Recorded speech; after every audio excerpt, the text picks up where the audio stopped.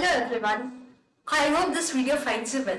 I am Manisha Panda, a student of Business Administration at Birla Global University. I am here to interview Dr. Anubha Ray.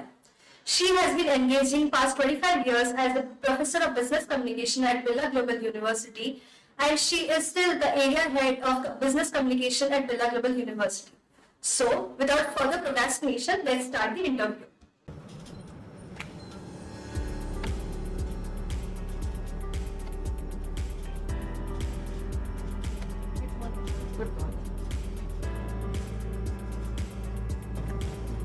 Being a part of Birla Global University, kindly throw some light what makes this university unique and different from other colleges.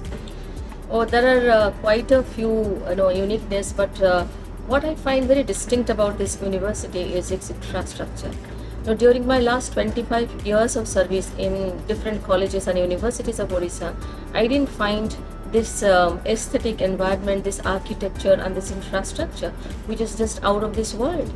And secondly, you will find that students are the heart and soul of this university.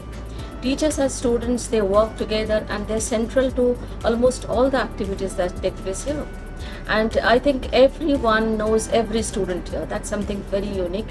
And another very distinct quality which I felt when I came here is that everybody is treated with a lot of politeness, and there is fine manners and etiquette. Starting from the security guard at the entrance till the higher management, you will always be treated with a lot of, Hindi it's called tehzeeb. So there is fine manners and etiquette, and that's something which always appealed to me. Yes. As a professor of Birla Global University and business communication, what is your aim in this university? Well, as a professor of business communication, I desire earnestly that each and every student of the university is ready with excellent communication skill, because that is the crux of the personal and professional success.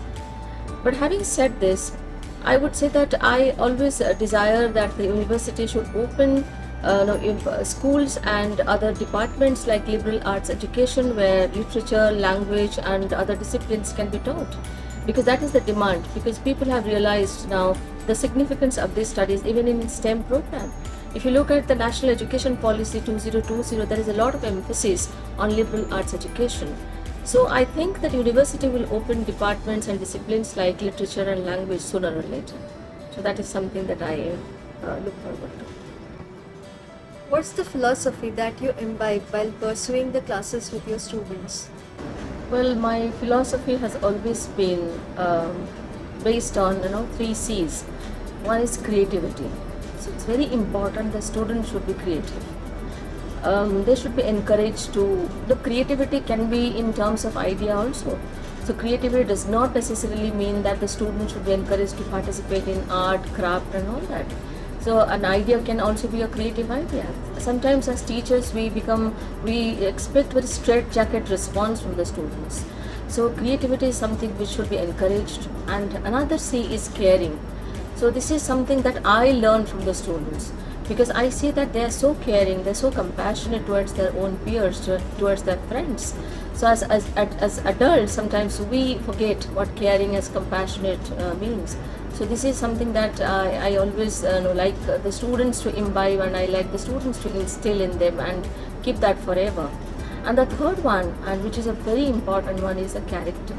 So as teachers, I think we have a greater responsibility in building the character of the students, in instilling in them a sense of worth and confidence, and to help them find their best. This is something that I think my philosophy has always been, that the students should be creative, students should be caring, and they should have very good character. As part of this university, what are the most difficult challenges that you have faced till now? Well, I don't think I had any challenge. The last 7 years, it has been absolutely a smooth ride for me. There are some personal time when things were not very correct when my daughter was appearing her 12th standard exams. So I didn't know how to balance that. So the dean sir supported me, and then I had to go home and then I came back. So it was quite flexible. So no problem in that. But yes, one big challenge that I face as a teacher is that when students come with less communication skill, So they are worried about their MTI, mother tongue interference. Maybe they are from southern India, maybe their accent is little southern accent, or from West Bengal. So that MTI is there, so they're worried. And some students are also having less confidence. So they have a stage fear. While they're giving a presentation, they fumble and they come to me for some help, for some support. And then that's something that I face. I take it as a challenge, and we have a communication lab. So I take them to that place where they can do that practice, communication lab, that lab is absolutely cutting edge with technology, cutting edge technology, and they can practice there, in their own personal space. So that is something you will not find any MBA program having a communication lab. So that is something very nice, and we have built a communication lab. So otherwise, I don't think personally there is any challenge. It has been absolutely a joyful experience for me.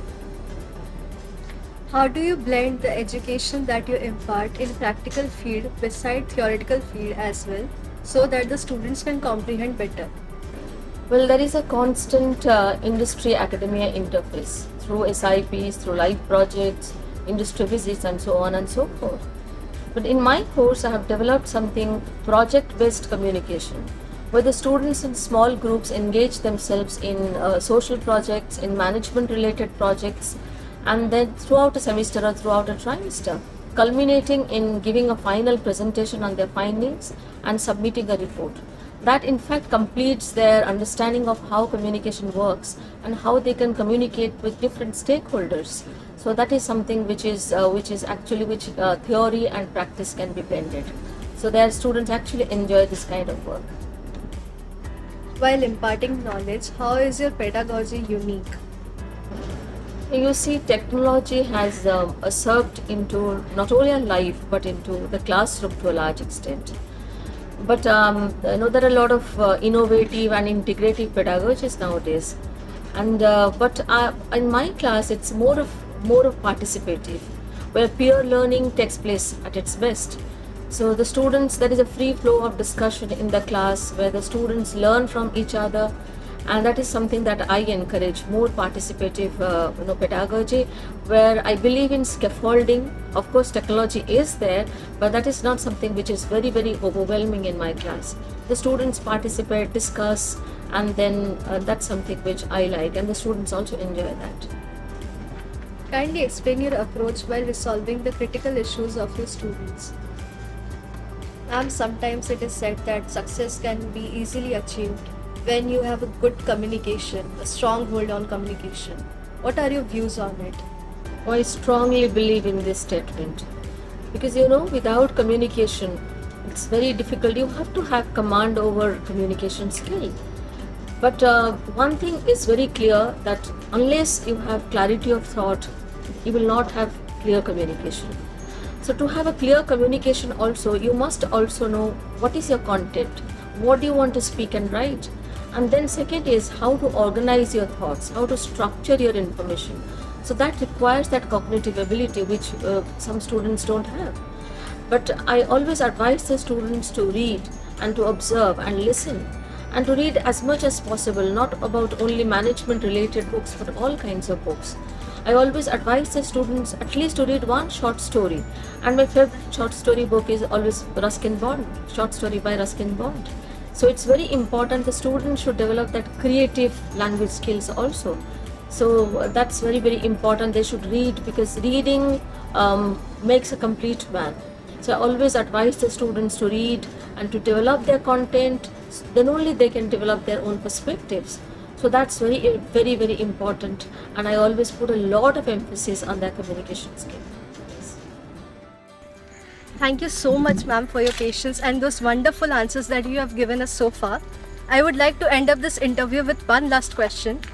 Everyone amidst this pandemic has faced some or other issues where they are feeling very low and they don't want to work on their career goals. So what would you do to encourage those kind of students and help them to achieve their career goals? Well, that's also a wonderful question, Manisha. So what I would say that the students should develop empathy and sensitivity. The post-COVID, the world will not be the same. It will be a very different world. So we need to develop that human qualities than ever before. So I was, personally I was COVID positive. My entire family was COVID positive. And the kind of support and that help that we have got from our friends and relatives, that's something that we have learned, that we have to give back to society. That's something that not only care for each other, but care for surrounding and care for the environment. So yes, flexibility, adaptability, human qualities, empathy, of course analytics will be there, but these are more important qualities that a student should develop. Yes. Definitely, ma'am.